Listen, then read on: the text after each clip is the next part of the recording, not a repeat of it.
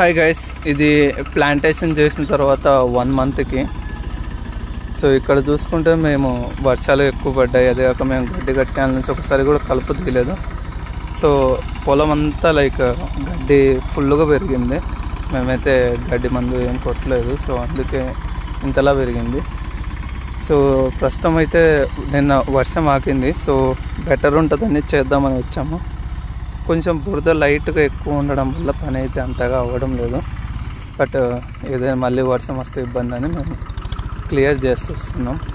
So అంత ఇంతో clear చేస్తే మళ్ళీ వర్షం తగ్గాక మళ్ళీ 2-3 డేస్కి మళ్ళీ ఒకసారి క్లియర్ చేసుకోవచ్చు.